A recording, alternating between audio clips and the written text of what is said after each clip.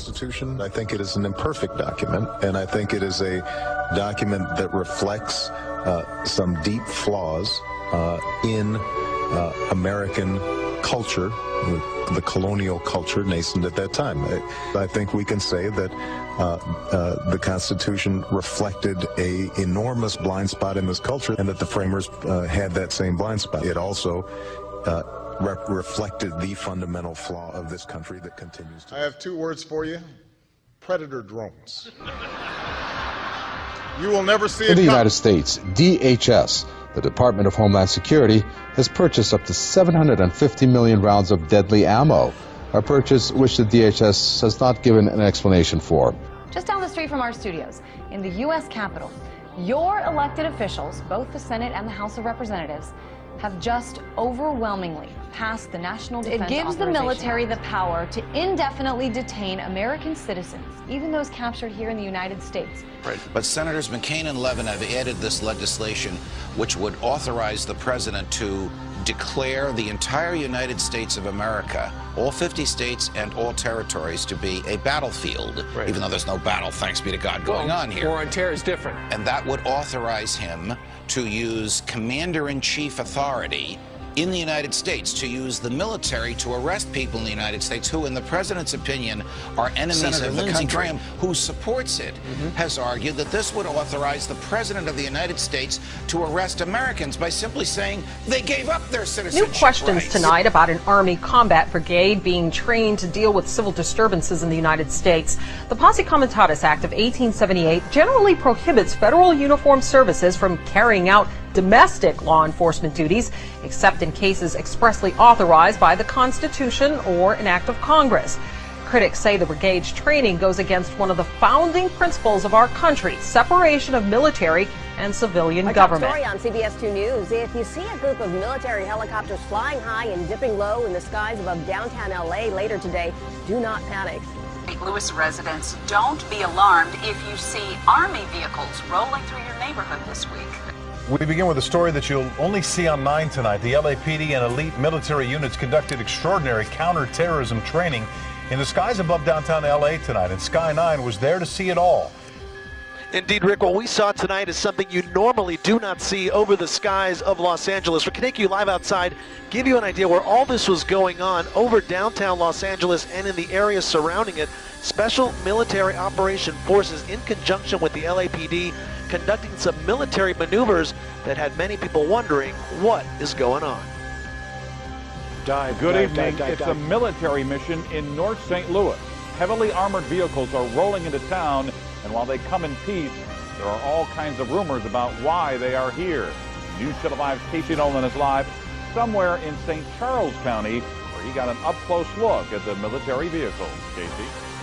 Yeah, Mike, in order to get that up-close look, we've agreed not to say exactly where in St. Charles County we are tonight and where these vehicles will be parked overnight. The Army doesn't want that information to be made public for security reasons, but we can tell you why they are here. Now, this may not be such a huge deal that these rigs are in town, if not for the speculation that was coming via the internet today. St. Louis police first put out the word that people may see these armored security vehicles in their neighborhood, especially near the Army Reserve Armory in North St. Louis on Goodfellow. But that was about all the information they released. On the KSTK Facebook page, in just a few hours, we had more than 100 people weighing in on what was going on, with comments ranging from people saying they would stop and salute if they saw the vehicles, to others worried this was the beginning of martial law. A new generation of surveillance drones could soon be watching us all from overhead. The Federal Aviation Administration is expected to announce plans to expand the use of domestic drones in American airspace. Obviously, the privacy concerns are huge, because they will, in effect, bring every single backyard in America into the authorities' view. You've always had an expectation of privacy in your own backyard. You will no longer have it with I don't want with regulations, I don't want restrictions, I want a ban on this.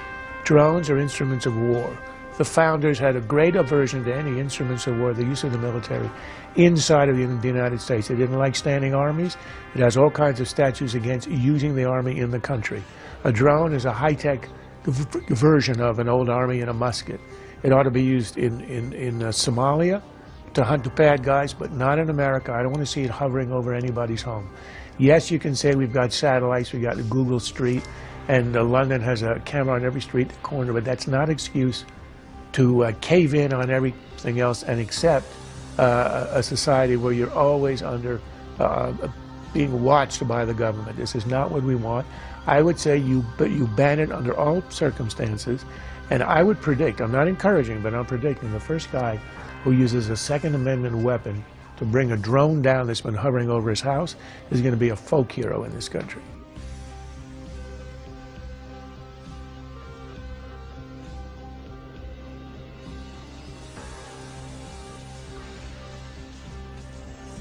And there's a bill that ends up on my desk as president. You, the public, will have 5 days to look online and find out what's in it before I sign it. Again, total power in one person's hands, not the American way.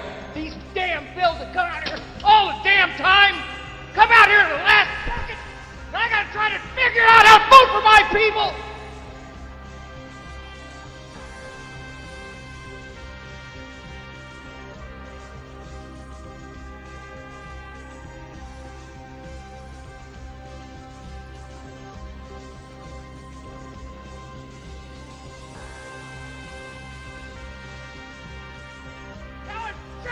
You should be ashamed of yourself. I'm sick of it.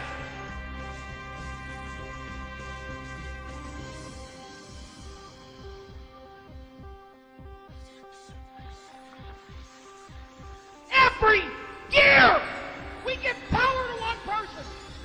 It was not made that way in the Constitution. He was around when it was written. Now we give it.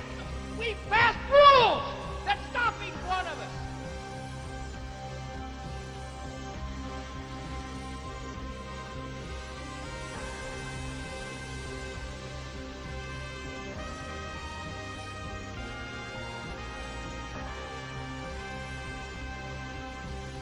My job, they sent me here to vote for them. They sent me here to vote for them, to argue for them. But I'm trapped. I'm trapped by rules that have been forced down our throats.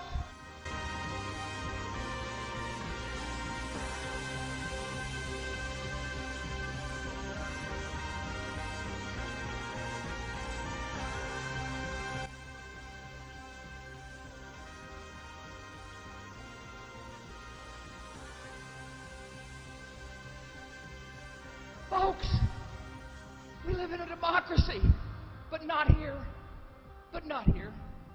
So you go back and you tell your people, I'd like to do that, but the speaker has so much power, so much control, and each one of us do it in their districts.